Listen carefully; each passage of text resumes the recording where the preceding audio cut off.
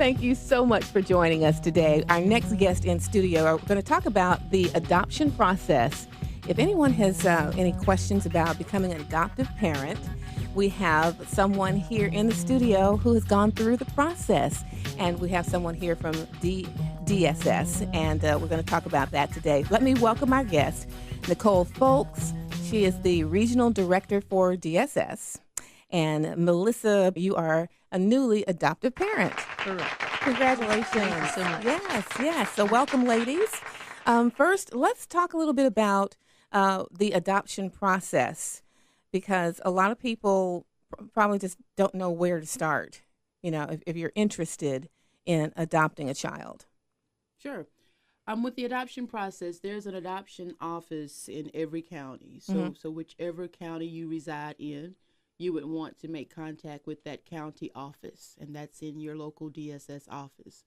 So you would call whatever DSS is in your community, and they would connect you with their adoption staff. And they will begin the process, which is involving a series of background checks, a look into your family, your parenting style, your financial situation, your living arrangements, and just more details as it relates to that for the family. Okay. And then once that process is completed, then there's a work to find a family for every child. Okay. And about how long does the process last? It varies. It really does vary. Many of our parents are committed to a child as a foster parent. Okay. So that means that a child is not yet legally free. So if they're not yet legally free, meaning that their biological parents' rights have been terminated, then there's a length of time that goes on there.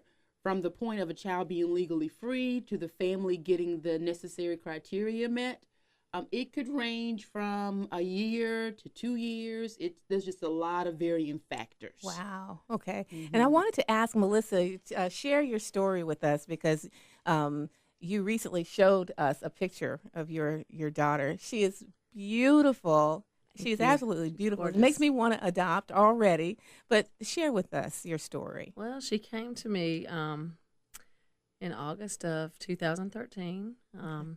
She was an immediate fit into the family. Even though she was not legally free, it was just like she made herself at home. She belonged.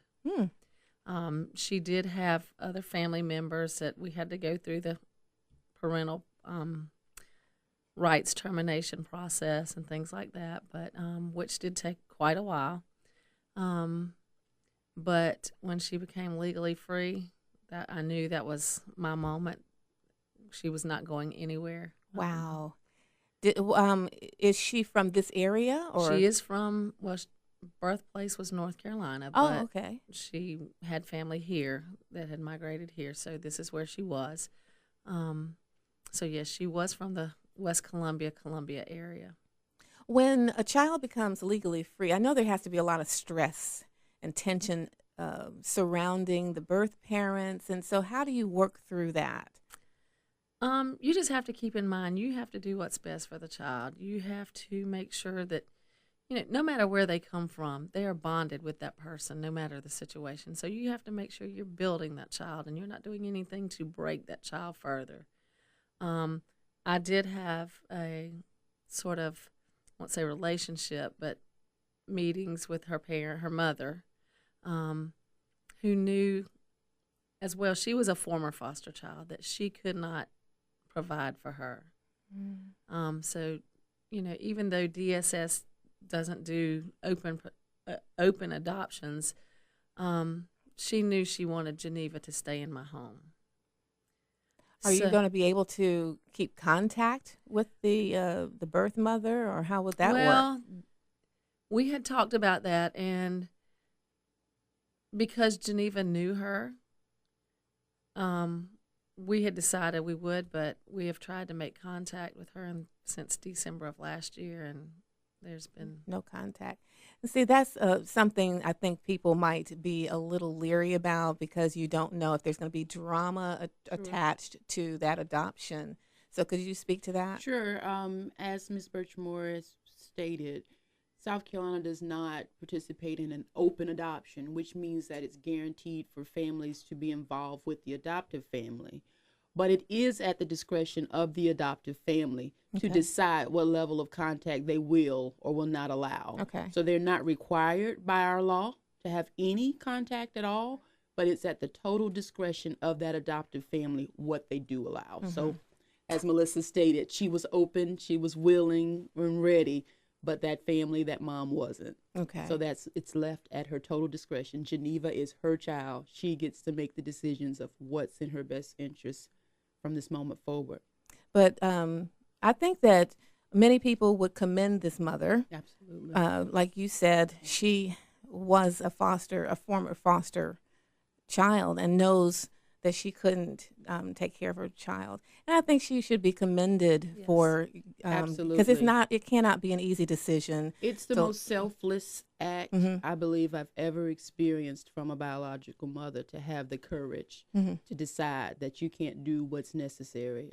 It's one of the biggest experiences I've had being involved with adoption, is you just think so opposite before the experience of how could you do that? Right. How could you not, if Right. you know that your situation doesn't warrant Yes. what would result in a healthy, thriving child? Yes. How, it's the most selfless act I believe is out there. Yeah, You're we exactly have right. to stop the shaming, because there is Absolutely. no shame Absolutely. in wanting a loving family to take care of your child. Absolutely. And I remember recently, back in November, reading about an abandonment that happens very regularly in our state. But an abandonment from Orangeburg, was it? It was. A child. And so that was not done the proper way, I understand. Could you talk about that? We indeed have federal legislation that's called Daniel's Law. It's the Safe Haven Act. It gives parents an opportunity, or an actual option, to have their child given to a family, given to the agency in a safe way. So if there is a pregnant mother who is in crisis, who's confused, who's overwhelmed about the decisions that they have in regards to providing a healthy family for their child, Daniel's Law gives a mother the opportunity to leave their unharmed child in the hands of a fire department, police department, the hospital, a staffed church, which means someone is in the building. There are many opportunities where that mother can give that child to an adult, to someone, and leave it unharmed is the key. And there's no prosecution to the mother. No questions asked? No questions asked. There will be the opportunity to talk with that mother about medical situations, their medical health. That will be the desire of whoever's receiving that unborn, that newborn. But they're not required to give any information or to give their identity at all. And does it have to be a newborn? Well, it's a newborn up until the age of 60 days. Oh, okay. Yes, so it is indeed a newborn. So recently, it used to be 30 days up until about 6 months or so ago. Legislation extended from a 30-day newborn to a 60-day newborn. So if you have a 2-year-old or a 3-year-old, you cannot do. No, we have other laws that could possibly apply, but it's still in the child abuse and neglect criteria that would fall in. Okay. So Daniel's Law is something that will protect a new mother. Okay. That's good to know. That's good to know.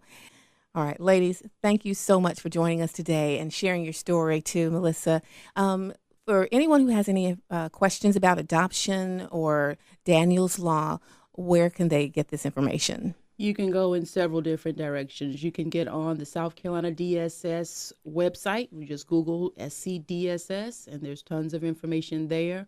You can also call any of your local county offices, wherever you reside. Call that DSS office, and anyone could get you in contact with whoever can answer your question, be it about foster care or about adoption. Someone in every building can get you that information. You can also go online at www.scfamilies.com, and that's where you could also get additional information about how do you get started. Okay. Ladies, again, thank you so much, and look forward to seeing you again. Absolutely. Thank you.